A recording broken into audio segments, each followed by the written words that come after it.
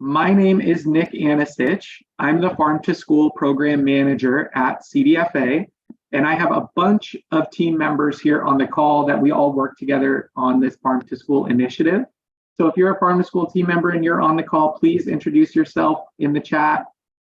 Amy is on here. Amy has helped design this whole grant program as well as our whole team. Rachel Finkus is on here. Rachel is she's our special projects coordinator, but she's helped hammer out all of these details. So thank you to and here's Pamela in the chat from our North Coast region. So we have a bunch of CDFA staff on here that can help be a through line for you too. So this is an info session for our 2023-2024 California Farm to School Incubator Grant Program. This is our second of two info sessions that are planned currently for the grant during public comment period. The first one was November 30th, and that one is recorded and on our grant webpage. And then this one is today, December 6th. So there you go. These are part of our info sessions for the public comment period of the grant, and I'll have more info for you here about public comment. I almost just asked Amy for next slide, but I'm the one doing the slides. Okay, this info session is being recorded just like the one on the 30th. This one is being recorded so that we can post it on our webpage. And we love posting them so that everybody has access to all of the information, right? All the same information is out there. There's no confusion. You can go in, you can follow up with questions over email or whatever. You can see what the conversation was. All right. So this public comment period is part of CDFA's culture of support and collaboration. So at CDFA, whenever we're designing a grant for Farm to School, we are asking ourselves these questions. How can we simplify the application? How can we help people fill out the application? How can we celebrate and validate the work that's already happening in the state? Because a grant oftentimes is like, hey, fit into our box. So we try as much as possible to make sure that the grant honors the work that's happening and helps build on that. And then lastly, we are asking ourselves, how can we create lasting impact in the school food space? It's a lot of money we have to distribute, and we want to make sure that this isn't just like going to support a one-time project. We want to see a real investment. And then we have guiding practices too. So along with our guiding questions, we have these practices. So we have support and technical assistance. So if you email us with questions, if you have additional information that you want, or you need support, please email us and reach out. We want to provide that to you. There's office hours and peer-to-peer learning. So whether you're a grantee, you can come to office hours and learn about our work, or if you're not a grantee, you can come to one of our community of practice calls, which we have one coming up later in December. And on those community of practice calls, there's opportunity for networking all across the state, for peer-to-peer learning, and it's opportunities for people from one region to meet people from another region. So just like things are happening here in the chat, and you see Farm to School is so widespread, that happens on our calls too. It's a great way to learn about what's working and how you can just collectively problem solve together. All right, so here's the purpose of our California Farm to School Incubator Grant Program. It's to award competitive grants that support projects that cultivate equity, nurture students, build climate resilience, and create scalable and sustainable change. So that's about as zoomed out as we get, is those four buckets: cultivate equity, nurture students, build climate resilience, and create scalable and sustainable change. Within the grant program, we have priorities that go across all four of our grant tracks. So these are guiding principles for our office and priorities across all four tracks. And here they are. It's to engage students from underserved communities. It's to fund projects that include small to mid-sized food producers, to fund projects that include veteran California food producers, socially disadvantaged food producers, and limited resource farm households in California, and to fund projects that include California food producers who utilize climate smart agricultural practices or climate smart ag production systems like certified organic, transitioning to organic, or other regenerative strategies that maybe are hard to define, but they increase resilience to climate change, improve the health of the soil and air, protect water and air quality, increase biodiversity, and help store carbon in the soil, or you implement sustainable pest management. So we really do ask these projects, who are you working with and how are they taking care and stewarding our planning? Additional priorities that we have across all 4 grant tracks is to distribute awards geographically across California to the extent possible to make sure that funding is equitably spread out. And then to set aside up to 10% of all available grant funding for awards for tribal governments and tribal-based nonprofit organizations. So to make sure that our tribal communities can get funded to advance farm to school. And then hi to everyone joining. I saw Ben Thomas and Amber Stott, 2 friends joining us today. Hi guys. Okay, so there's 4 funding tracks that we're proposing in this round of funding. It's Track 1, the Farm to School TK through 12 Procurement and Education Grant. Track 2, the Farm to School Technical Assistance Grant. Track 3, the Farm to Early Care and Education Grant. And Track 4, the Farm to School Producer Grant. To head off some frequently asked questions here, no, you may not apply to multiple tracks this year, but you can apply if you have an existing Farm to School grant with CDFA or with the USDA. We'll get into the specifics on that as we go. So here's what to expect in this info session. That was the biggest, highest level overview of our priorities. What we're going to do is we're going to give an overview of the proposed track for each of those 4 tracks. We're going to go over the proposed eligibility. We're going to go over the proposed funding track details, like the grant term, award amounts, allowable costs, and reporting. We're going to review the proposed application and scoring materials, and we're going to give past project examples. We'll close with an overall grant timeline. The reason why proposed is on here, 1, 2, 3, 4, 5 times and underlined is that we want feedback during this time. We want you to say, hey, that part actually needs to be fixed. And what's most helpful for us is really specific feedback. So for example, if you think that eligibility needs to be adjusted for track 2, we would love for you to send us an email that says, please adjust eligibility for track 2 to include this type of organization, blah, blah, blah. So really be specific in your notes and feedback to us. Otherwise, we won't be able to incorporate what your thoughts are. We won't be able to really interpret it. So we really want this feedback. We feel like this is our last opportunity to make sure we don't mess this up. So we're asking you to come in and help make sure that this is meeting our grant goals and objectives. Okay, we're going to dive into track 1 here.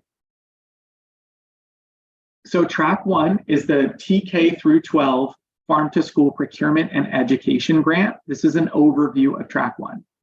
So it's proposed that track 1 will fund individual public school districts, county offices of education, charter schools, and tribal schools in California that are school food authorities, and to establish new or existing farm to school programs. Those farm to school programs need to do 2 things. They need to have a procurement element and an education element.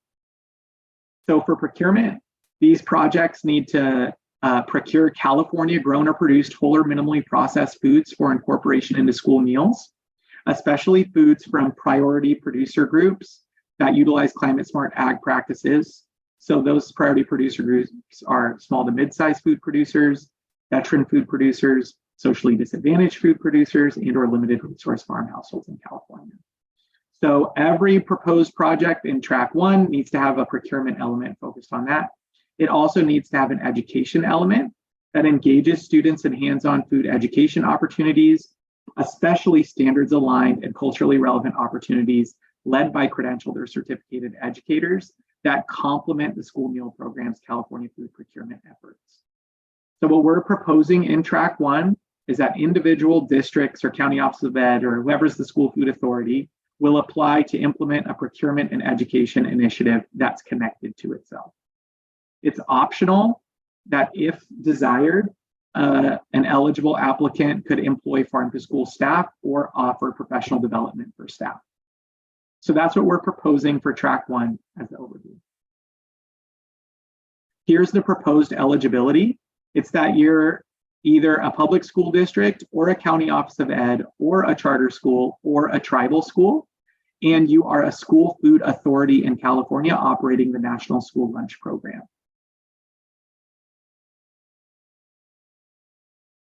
And then here's the details for track 1. It's for all the grant terms are the same across all tracks. So it's up to 2 years with exact dates to be released in the final RFA. So after the public comment period, after we incorporate the notes and feedback that we get, then we'll be able to put the final dates in the RFA. The funding formula for track 1 is $15 per student enrolled at the school district or eligible entity. And it's a $200,000 minimum award and a $1.5 million maximum award. So if you run, your 2,000 students enrolled times $15 per student, and it's less than $200,000, we request at this point, and we're proposing that you apply for $200,000. If you're LA Unified and you have, almost 700,000 kids enrolled, then you're going to max out. You're going to go over the top of this, and you might come out to like a $3 million maximum award. We request that you only apply for $1.5 million. So that's the proposal now. The allowable costs in this grant, it's proposed that you can use funds for anything you need to buy more whole or minimally processed California grown foods and educate students about them. So it's pretty flexible here. California grown food for school meals and hands-on food education would be allowed. Infrastructure like equipment, supplies, whether it's for education or school kitchens, that would be allowed. Staff time, like we mentioned, that would be allowed. Labor for procuring or processing foods. So if you're going to do more scratch cooking and you got to chop broccoli florets, here you go. Travel to go visit farms, contractors and indirect costs, those are all allowable under this proposal. Then for reporting, the final category here, and reporting is similar across all tracks that we've proposed, but it's a beginning interview. At the start of the grant term, our team will interview your team. You'll do a pre-survey to get baseline numbers on what's happening in your program now, and then we'll do a final interview where we gather how things have changed over time. There's regular financial reporting where we're tracking spending and purchasing, and then there's quarterly check-in surveys where you share what's working well, what's not working, and it's really just an opportunity for us to come in and provide support if you need it and to help share some of the good stuff that's happening. And then we have a question from Eli in the chat. Hi, Eli. Any limits on indirects? I'm going to have Amy put the proposed limit on indirects in the chat so we could pull it directly from the RFA. There is a limit on indirects, but I think it is pretty flexible for state funding and how that goes. Okay, and then here's the proposed scorecard for track 1. And what I want to highlight here is that on our webpage, we have way more information and way more detail than that's in this slide itself. So in the application on the webpage, it actually has a link to every question that will be in the proposed application. So you can look at everything that will be asked and how it will be scored. So this is just an overview of the scoring categories, but on the webpage, it has the more specific information. So I'm going to go here from the highest point total to the lowest point total. And that will help you understand how the priority areas that we illustrated earlier and outlined earlier are valued most highly in the scorecard. So the highest point total section here is community need. And the community need section includes points for engaging students from underserved communities. So up to 35 points for that section. The next highest scored section here is 30 points for the procurement work plan and budget and 30 points for the education work plan and budget. So it's designed here to show that we equally value procurement and education and that we want those things to be working together for this project. So 30 points proposed for each one, and they are equal. They hold equal weight there. Inside those work plans, especially in the procurement work plan, you'll see that we ask questions about those school districts and county offices of ed and other eligible entities. Who are you going to buy your food from? Are you going to purchase food from small to mid-sized food producers and these other priority groups, veterans, socially disadvantaged, or limited resource farm households? And are you going to be procuring from producers who utilize climate smart ag practices? So we're asking for some intention in that work plan. under this proposal. The next highest point total is 15 points for project team and organizational commitment. So how does this farm to school project fit within the school food authority's existing goals and mission? And then 10 points proposed for project viability. Does your budget make sense? And how are you going to move this stuff forward? In the chat, Amy responded to the indirect cost question. So up to 30% of indirect costs is the limit. And then in the chat, she also put the draft track 1 application question and review criteria. So if you want to take some time to look more deeply at the track 1 scorecard and review criteria, you have that opportunity by following that link. Okay. And then a project example for track 1, we wanted to look at, try to give an example of what's a type of project that has been funded in the past. So a past project is the Yucaipa-Cali Mesa Joint Unified School District. They're a school food authority and they have 13 schools within their district. Their award amount last year was $150,000. If they applied this year, they'd be eligible for $200,000. So there would be a bump in the proposed minimum award. Their project activities included providing hands-on local farm field trips that incorporate next generation science standards. So hands-on learning for kids connected to the standards. And it included increasing procurement of seasonal fruits and vegetables from local farms for school meals, including the farm providing the field trips. So there's this wraparound effect where the kids are meeting that farmer, they're seeing the stuff in action, and the school is buying it for the meal program. So that's the type of holistic program where we are connecting all the dots that the scorecard in this program is designed to try to fund. Okay, and then I see a question in the chat from Yusuf. Hi, Yusuf. We know him. Okay, how do we document that procurement is local? Similarly, how is socially disadvantaged producer sourcing documentation tracked? Both in the application work plan and during the project, is farm level source identification required? Those are great questions. And in the work plan, I encourage you to really look at the link that Amy dropped in there to see the very specific questions that we ask within each track, and then to see if it's up to the level that you think it should be. All procurement records are required to be sent to us. Right now, it's not farm level source identification that's required. It is California grown level identification. And that's just been, well, we'd love your comment on that. I don't think I need to provide reasoning. If you think it should be farm level, please, in a comment, add that in. So all the details are there in that track 1. Is that enough, Yusuf, or is there other follow-up I can have? Okay, yeah, happy to help. Okay, so that's a track 1 project example from 2022. All right, pausing for a breath here. Any other questions, you can put them in the chat. And if I can get to them while I'm presenting, I will, or there will be time at the end for Q&A also. Okay, so here's the proposed track 2 overview. This is the Farm to School Technical Assistance Grant. If you've been following this grant for multiple years, you'll notice that track 2 has had kind of the biggest evolution, especially in this round. And if you're new to it, we would love your perspective and thoughts also on, is this the right framework for technical assistance? So here's what's proposed. It's proposed that track 2 will fund farm to school technical assistance organizations to help California school food authorities and California food producers implement resilient and sustainable farm to school programming. Technical assistance projects must build school nutrition educator or producer capacity to implement farm to school programs, and focus technical assistance in one of the following categories.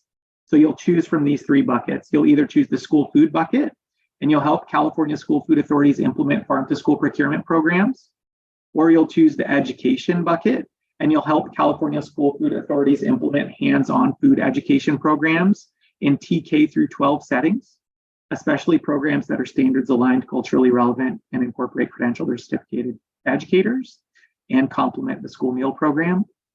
Or you'll focus technical assistance on producer trainings, and you'll help California food producers sell products to California school food authorities. So that's what's proposed here, is that the project will focus on capacity and support for those school nutrition educator or producer buckets, and then you'll provide support in one of those areas. Okay, and a couple questions here. Sharon, is there a list of all school food authorities? We can pull one from the Department of Education. I think that would be helpful. And then Kang Vang, can there be a minimum that schools need to buy from small BIPOC farmers food hubs that supports BIPOC farmers onto track 1? Kang, would love for you to look at the details on that track 1 application and scorecard. Right now, it's not a mandatory minimum, but it does have, it does give you extra points for doing that. So the aim there is to incentivize it as much as possible. And then Pilar, can partners apply for 2 different tracks? Yes, that is possible. Okay, and then what's the main changes in track 2 compared to last 2? Let me get through track 2, and then I'll come back to that question, Dylan.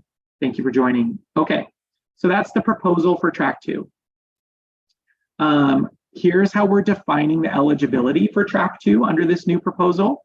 It's any of the following organizations that A, have an established history supporting California school food authorities or educators with implementing farm to school initiatives, or B, have an established history supporting California food producers and institutional food procurement.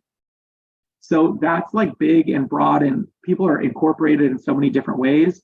So here's some examples of types of organizations that may fit in that definition. So you could be a nonprofit or an ag industry nonprofit organization.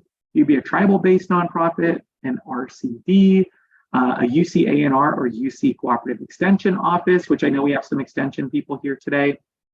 Public university in California. You could be a Native American tribe. You could be a county agency or local government, or you could be a project with a nonprofit fiscal sponsor. As long as you fit into that definition above, you could be any type of entity, would be fine. There is a requirement that any technical assistance organization that's applying in the school food and education bucket, that they must partner with at least one California school food authority. If you're applying in the producer training bucket, then you must partner with at least one school food authority and at least one California food producer. Why we have these requirements is that we don't know every nonprofit in the state. We don't know every technical assistance organization in the state. So by having a school food authority sign on, it's giving your organization credibility, and we know that you'll be able to implement and have a partner. And same thing, by having a food producer sign on to your application, it's telling us that you're a credible entity and partner. Okay. And then here's the proposed details. I see a question from Claudia. Hi, Claudia. I'll get to that one in a sec also. I'll come back for that. Okay, so here's the proposed details for this track. The grant term is proposed up to 2 years. Again, the exact details will be in the RFA. The award amounts are $50,000 to $500,000 is proposed. There is no formula in this one. So you would just tell us what you need. The allowable cost would be anything you need to build school nutrition educator or producer capacity to implement farm to school programs. So California grown food for hands-on food education, infrastructure for equipment and supplies, farm to school staff, travel, contractors, indirect costs up to 30%. That's all allowable. What's important to note here is that food procurement. So if you're going to use the funds, if you want to use funds to buy products for school meals, you can't do that in track 2. All that procurement stuff is happening through the schools in track 1. That's what that's really for. Okay, and then and then for reporting, it's the same. Beginning interview, pre-survey, final interview, regular financial reporting, tracking all the spending, quarterly check-ins on what's working. All of that stuff's the same. All right, and then Abby, I see your question too, and I'm going to come back for that one too. So track 2, the Farm to School Technical Assistance Grant app and scoring. Again, there's a much more detailed version of this online on our webpage, but the biggest category here is community need. It's 25 points.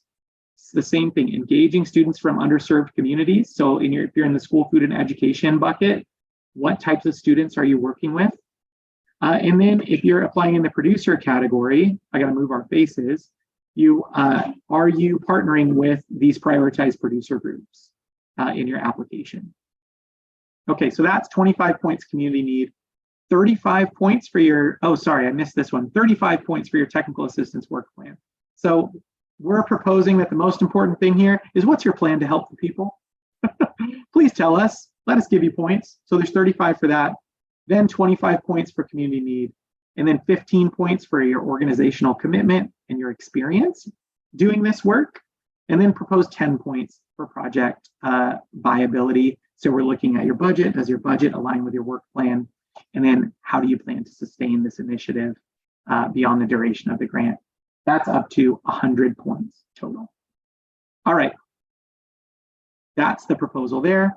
And then for a note about track 2, we don't really have a past example that we felt comfortable sharing because track 2 has evolved. So that kind of leads back to Dylan's question from earlier, which is what are the main changes in track 2 compared to last year? In the past, this track required regional collaboration or statewide collaboration. And we tried to have like a lead project partner and then a required number of school food authority partners and a required number of other things. And it just got really complex and people weren't always sure where to apply. And then there was a ton of regional competition. And so instead of that, what we tried to do here is to lean into all the expertise that we are lucky to have in California and let people operate out of a strength. And if you have a great relationship with one district and that's a massive district and they need a lot of help, apply to provide that support. We're not going to make you fill in some funding formula that doesn't really make sense. So those are the biggest changes there, Dylan, comparing year over year. Claudia had an eligibility question, so I'm going to go back to that one real quick. So would a commodity board be eligible to apply under track 2? A commodity board would be eligible to apply under track 2 as long as they have an established history of supporting school food authorities and educators, or they have an established history of supporting food producers. So as long as they have that history, that's what matters the most. Examples of school food authorities would be helpful. It's like a school district, for a question from Veronica. It's like a school district that operates the National School Lunch Program. And there's a definition in the RFA also. Okay, thank you from Claudia. And then Abby. On track 2, the application scorecard. So we'll go to the draft scorecard.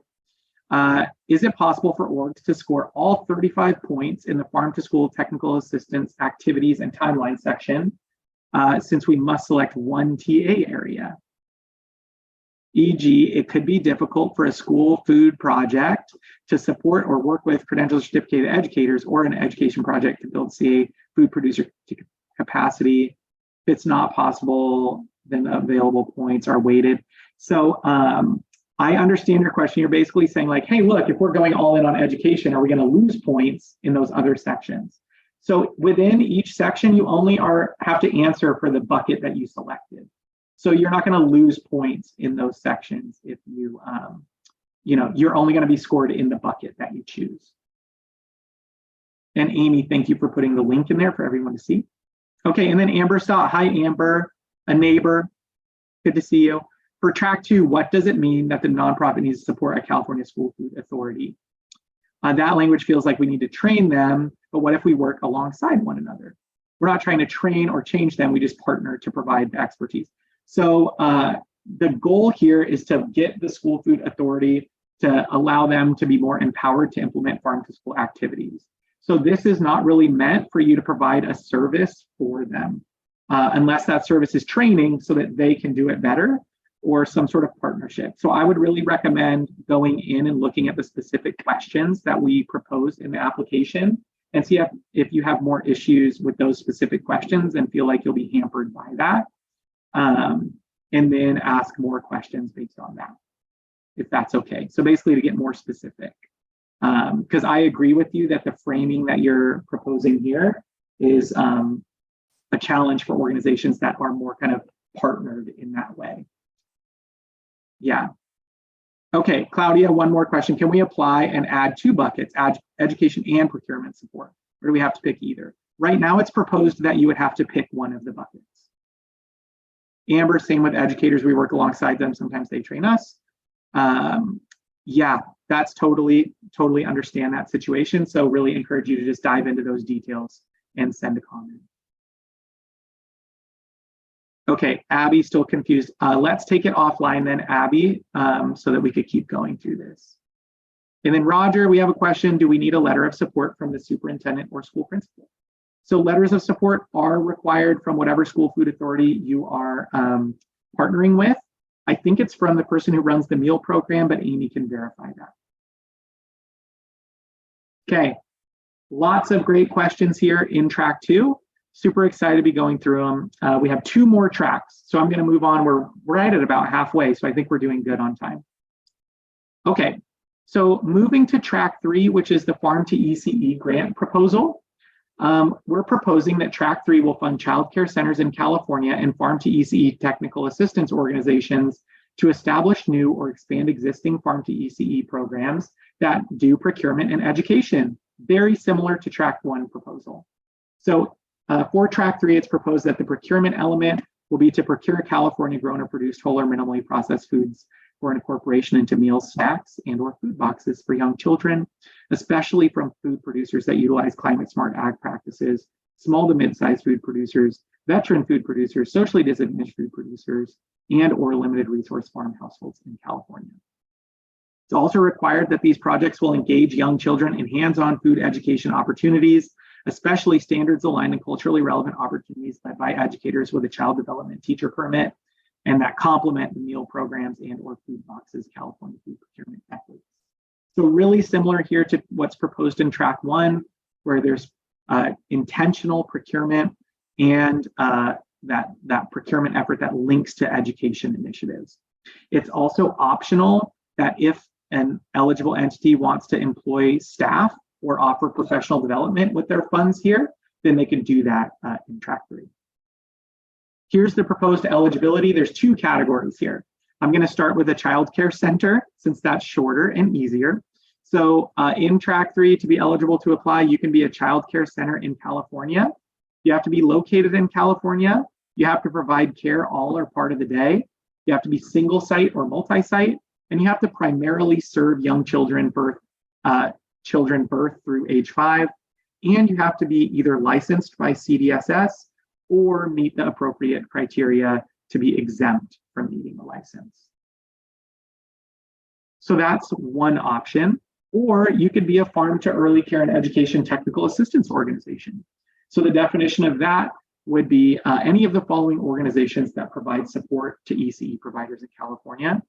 That could be CACFP sponsor, a Child Care and Development Fund tribal lead agency, a Child Care Resource and Referral Agency, a First 5 County Commission, a Head Start grantee, a nonprofit organization, a tribal-based nonprofit org, a resource conservation district, UC Cooperative Extension or UCANR, public university, California Native American tribe, a county agency, a local government in California, or a project with a nonprofit fiscal sponsor. If you are applying for a Farm to ECE as a Farm to ECE technical assistance organization, it's required that you have at least 2 early care and education sites that have signed on to your project. Again, that's to vet you as a technical assistance organization and to show that you're going to be able to provide support to everyone. Okay. Here's the proposed grant details that are in here. It's proposed again up to 2 years with exact dates TBD until the final RFA comes out. Oops, sorry, I scrolled. There we go. And then allowable costs, or sorry, I scrolled and it distracted me. Okay, so the grant term up to 2 years, same as before. The award amounts, again, no funding formula here. It's $50K to $200K.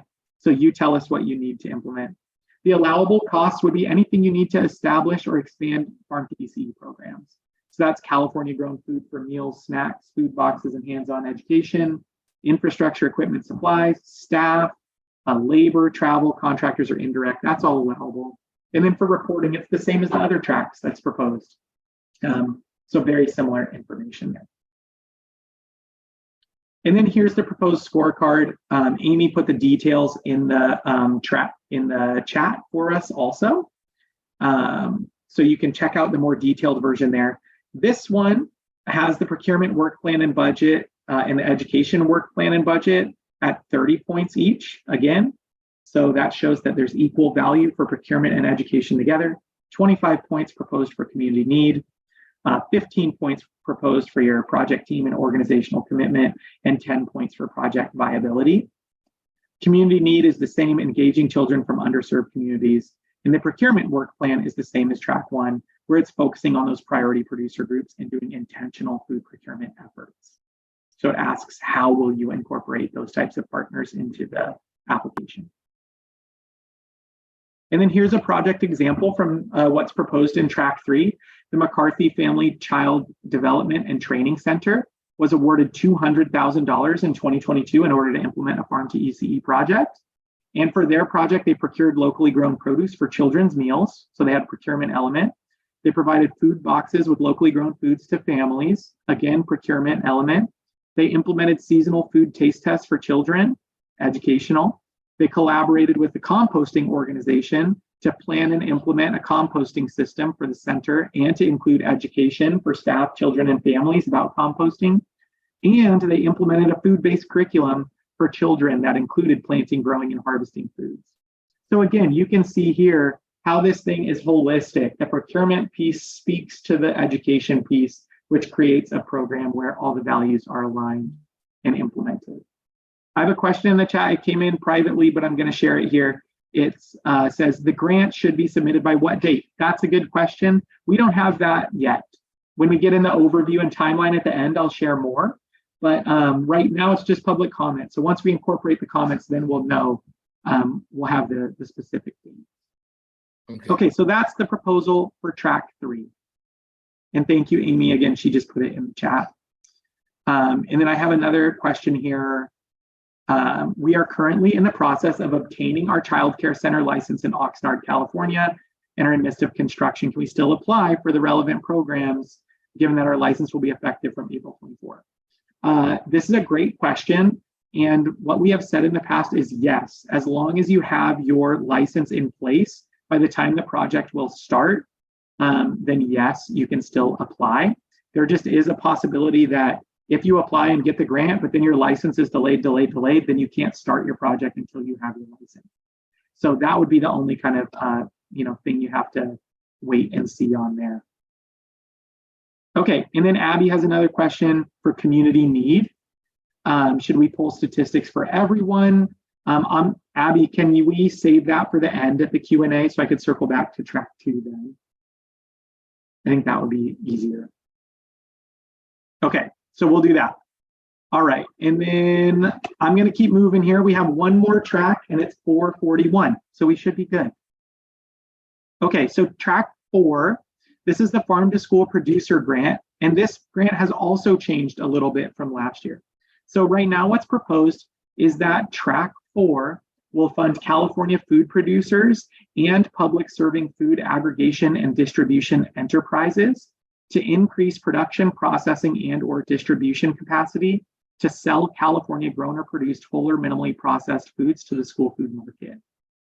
Funding will prioritize small to mid-sized food producers, veteran, socially disadvantaged, and or limited resource food producers, and food producers utilizing climate smart ag production practices or systems. So this is track 4. And here's the eligibility for track 4. There's 2 different ways that you could be eligible to apply, and this is what's different from last year. What was true last year and is still true this year is that California food producers, of course, apply in the producer grant. And the definition of a food producer is a person, group of individuals, nonprofit organization, or California Native American tribe that leases, rents, or owns land in California and cultivates crops, raises livestock, and or uses indigenous food production practices on this land. You can also be a California seafood harvester and apply as a producer. So that's the easy bucket. That one's easy there. And then we have this new category that we've added to track 4 this year. So we call it a public serving food aggregation and distribution enterprise.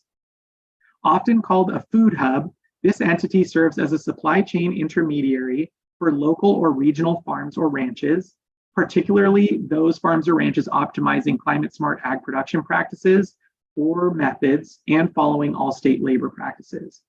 An eligible enterprise must prioritize to the greatest extent possible, but is not limited to, serving farms or ranches that are 500 acres or less, cooperatively owned, or owned by farmers who are socially disadvantaged, beginning limited resource, veterans, or disabled. Additionally, an eligible enterprise must handle 100% California grown products within California, or be able to farm identify sourcing for 100% of products to ensure state dollars support California farms and ranches. So this term, public serving food aggregation and distribution enterprise, people call them food hubs, wholesalers, aggregators. There's a lot of different terms that are kind of thrown around in this space. We got this language, public serving food aggregation and distribution enterprise, from existing legislation that established our Farm to Community Food Hub grant program. So that term, I know it's like the worst government speak of all time, but it's meant to be like an umbrella term that encompasses all of these values aligned organizations. So that's what's proposed in Track 4. It's important to note that food hubs used to be eligible in Track 2 in prior years, but in this year, we're calling them public serving food aggregation and distribution enterprises and moving them into Track 4. Okay, so here's some really specific clarification on what a food producer means in regards to school-operated gardens and school-operated farms. So in this grant program, the term food producer does not include school-operated gardens and school-operated farms. So that's important to note here. What it means is that school-operated gardens and school-operated farms are not eligible to apply in Track 4. School-operated gardens and school-operated farms may be an element of a Track 1 project, i.e. for hands-on food education activities or as a food source for California grown procurement. However, they would not qualify as a food producer partner in Track 1. Third parties, such as individual contractors or nonprofit orgs that operate a farm on school property, rather than the school operating it, are eligible to apply to Track 4 as a California food producer. They're also eligible food producer partners in Tracks 1, 2, and 3. So for example, we had Amber Stott on the call earlier at the Food Literacy Center in Sacramento. They are a third-party nonprofit organization that operates a farm in partnership with a school, but it's a third-party nonprofit that's operating the farm. So the Food Literacy Center would be eligible in Track 4.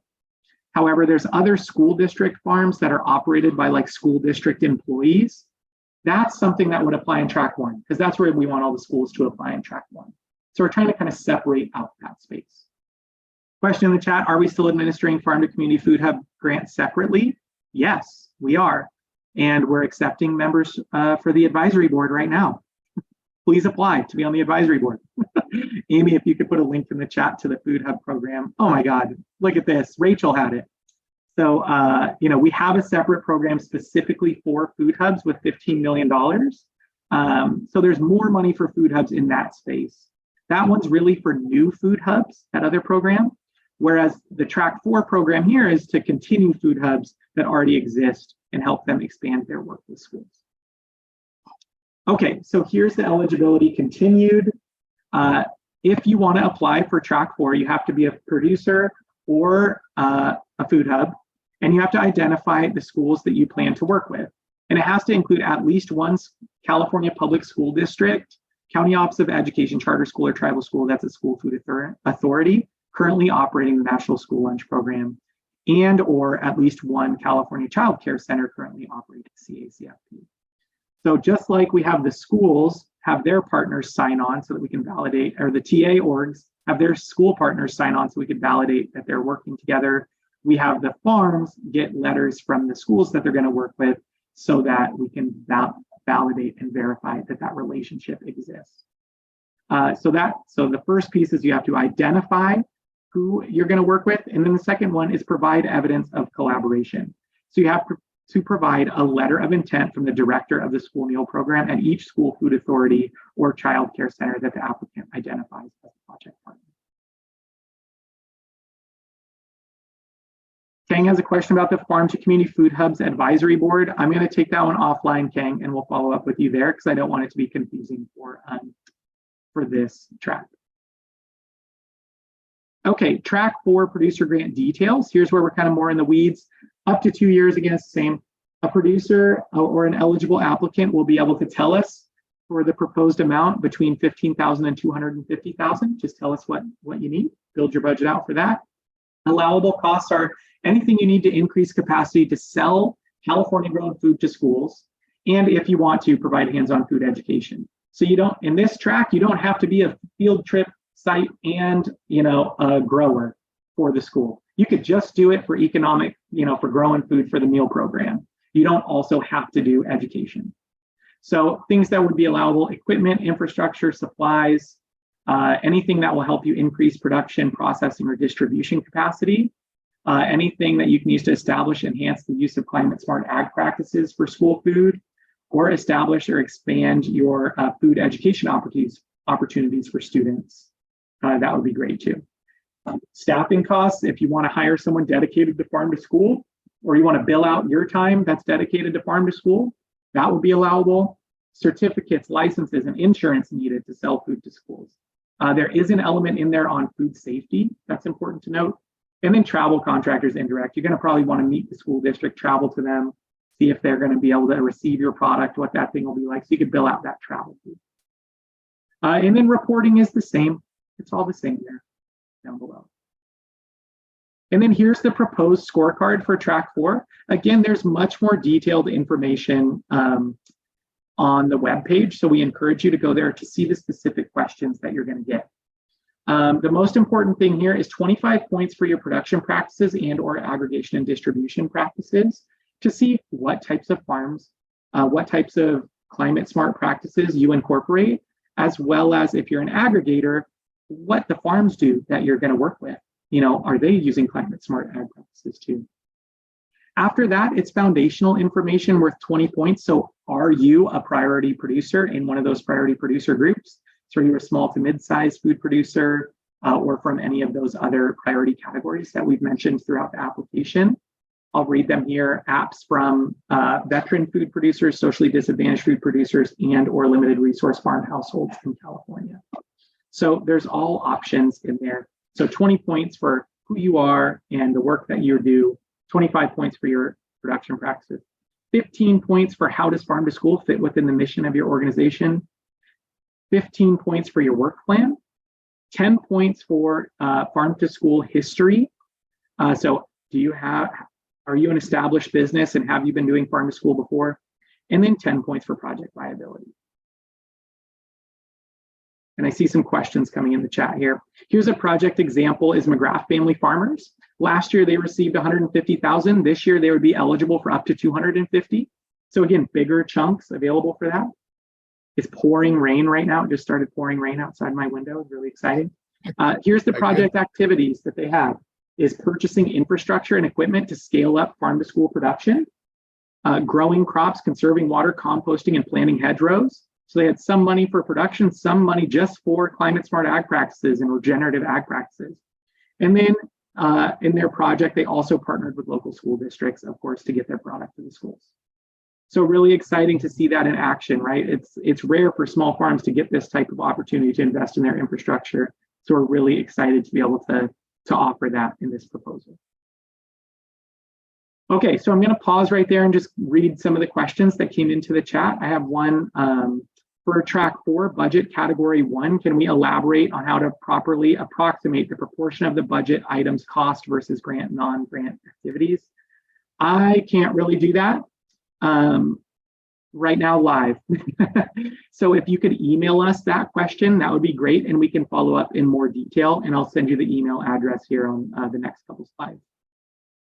Dylan asked a question about track 4. In track 4, it seems like there should be a path for a food hub to apply for a larger dollar amount than a single producer. Everybody can just apply for as much as they need. Up to 250K is the current cap. If you think that it should be more than that, we're happy to receive that feedback, and would just request that you tell us specifically what that number should be that you're proposing. So if you think the cap should be, 450,000, then that's great. Just incorporate that into your comment. We love to hear that sort of feedback to make sure that that's there. Cami had a question for track. Oh, that's the same question. Thank you, Cami, for putting it in there in public. So that's not something I can do live. I don't know enough about it. So can you please email that one to us and we'll respond. Then Amy put all the stuff in the chat. Neva, can we see that last slide on allowable costs again for track 4? Yeah, sure. Here it is. And then Rachel put a copy of the slides also in the chat. Let's see here. Yusuf, can a track 2 lead applicant be subcontracted on other applications? Yes, definitely. So you can only apply yourself, your organization, your entity in one track. But if you're going to provide support or be written into other ones, that's totally okay. Absolutely. I have another question. Are there limits on how many school districts we can supply? No, not at all. You just have to provide the letter of support for each one that's listed. Okay, and then Amy put in there what our inbox is for the questions. It's cafarmtoschool@cdfa.ca.gov. So you can email us your questions or comments there. So like Dylan on the award amount thing, in your email, just please say, we want to see this award amount be X amount, or we think a food hub should be eligible for up to X amount over an individual producer.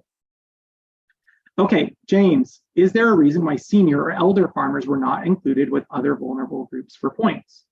Currently, as it's written, the socially disadvantaged farmer or rancher does not include an elderly farmer, but we would love to hear that feedback. If you've seen it included other places or you think it should also be included, we would love that as feedback for something for us to research, see if it's allowable in other grants, see if there's precedent, and see if we can incorporate that as well.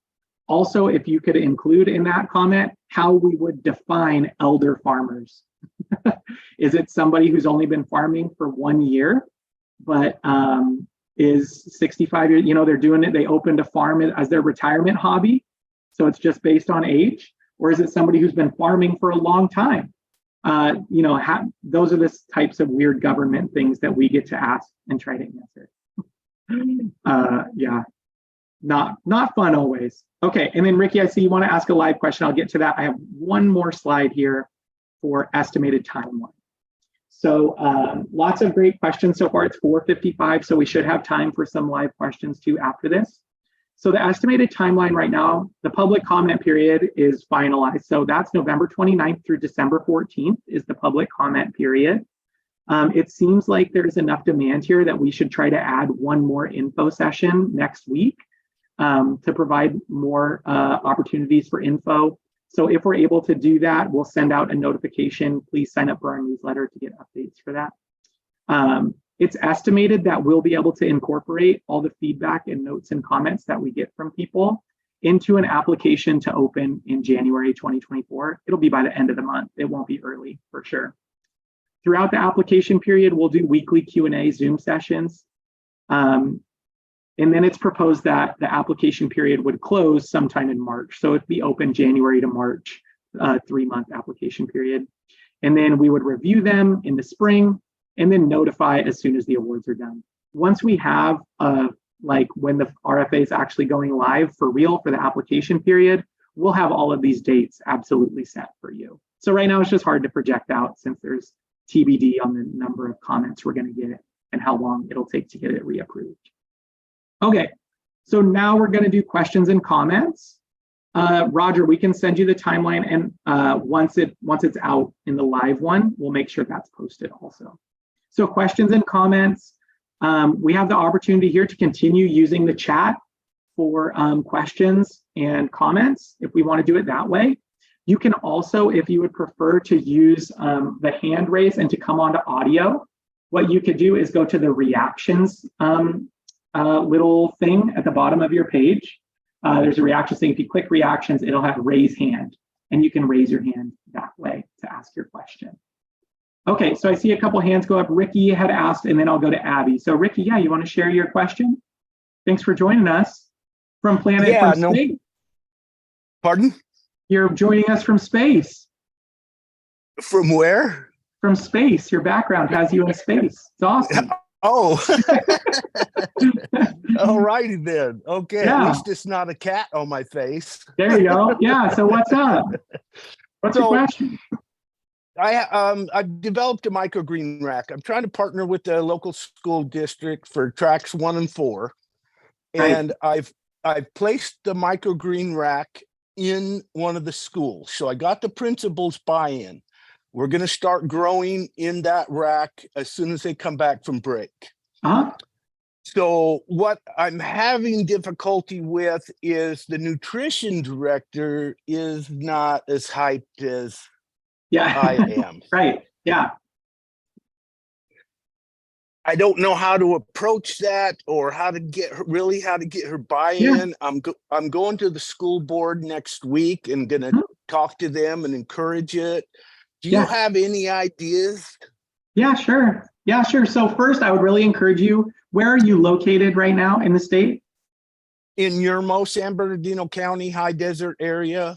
Yeah. So on our webpage, if you're able to put our staff contact info, but if you reach out to Sophia on our team, she's the regional lead for your area. And so she can talk to you and provide local support is one option. And then I have seen people have great success reaching out and just saying, hey, there's funding available for this. Or do you want to talk it through? Because I know it's extra work, but there's money here that could take that work off your plate. So I think those are some options. And then Rachel has put the link there in the chat for contacting our local person, and then they can talk to you and hear more about your project and see what they could do to support. Okay. Yeah. Thank you, Ricky. Yeah, thank you. Okay, Abby, I have you next, and then Dylan, I saw your question in the chat. Thanks, Nick. I just wanted to thank you and your team for putting together this RFA and the comments. It's just such an exciting program. And as we're looking at the timeline slide, I would encourage whatever you and your team can do to expedite the grant award process and have these awards announced by April would be really great so that we can see these projects in California communities sooner and the benefits for all sorts of reasons. We're completely with you on that. And I'll share that on the design side, we went through and we retailored how we're asking questions in order to speed the agreement process and scoring process also. So in the past, we had recruited reviewers nationally. It was really hard to recruit enough qualified people. We had to train them. They were volunteers, took forever. This year, we're doing a technical review internally. So it's all state agency folks and our partners. So that will speed review. We have our regional staff in place who will be doing review across other regions. So that will speed review. And then hopefully we can speed the contracting process too. So we're right there with you on making sure this can move forward. Okay. And then going to Dylan in the chat, what was the reasoning behind food hubs being moved from track 2 to track 4? This is a great question, and it's something we really looked at a lot. And ultimately in track 2, if you look at the types of projects that we funded in the past, it's just really hard to accurately score in a competitive grant program a food hub versus like a nonprofit technical assistance organization. They're just not close enough in organization type and project type. So what we found is that it was actually hard to accurately score in track 2. So that was one thing. The second thing is that track 2 was already very competitive. And so it made it less likely for food hubs to be funded, whereas we prioritize awards in tracks 1 and track 4. So by moving food hubs to track 4, we felt like, one, they're more closely aligned on things that they're going to purchase and invest in and project type. So those would be more similar to each other with the producers applying in track 4. So that would be easier to kind of score like with like. And then also we prioritize awards in that track. So instead of, last year, I think we funded only 10 projects in track 2 compared to 40 something in track 4. So we were hoping to increase the likelihood of funding there for those aggregation and distribution enterprises. Yeah. Okay, and then Abby had another question, then I'll go to you, Charles, in the chat or live. So the other question in the chat was, can you talk more about how projects funding are distributed across the 4 tracks? So right now, what we do is we prioritize tracks 1 and 4, and then we kind of estimate in tracks 2 and 3, and then we see where the applications come in. So I think we can provide a more robust answer to that once the application period is open. We can think more about that. But ultimately we prioritize tracks 1 and 4, because those are the people actively doing the things themselves. Track 2 is support orgs. So we try to get as many of those out as we can, but ultimately it's 1 and 4 are the priorities. And then 3, we just dedicate a certain dollar amount to make sure that the ECE world is incorporated into this and has the opportunity to grow too. So it's not really scientific. We don't really have a framework for it at this point. Okay, and then going to Charles. Yes, Nick, my question was, has the state upgraded their system where they are making direct deposits, or is it still always only by mail? This is a great question. So Amy, is it right that it's still by mail right now? It's still by mail. I know that's something that our Office of Grants Administration is trying to speed up and work on. So hopefully we can have more info on that by the time the real application period rolls around.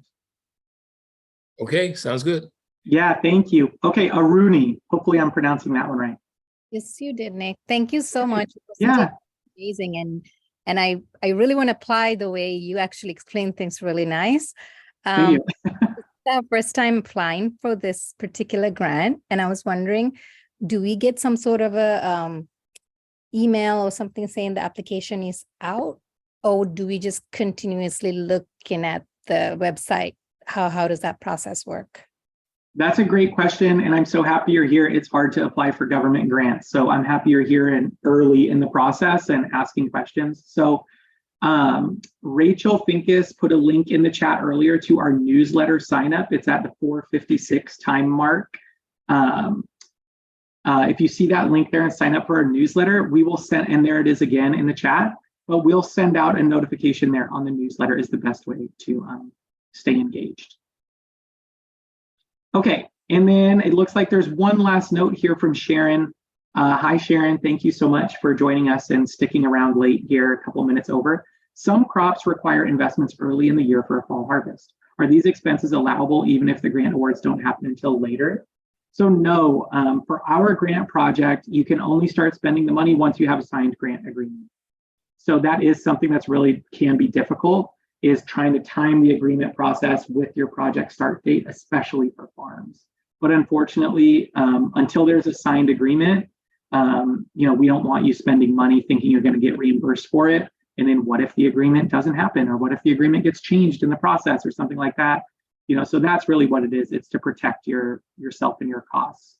So what we would recommend in that situation is in your grant design, in your application, really think through if the awards are coming later in the year, what can I bill to the grant that will offset costs that I had to take on myself earlier?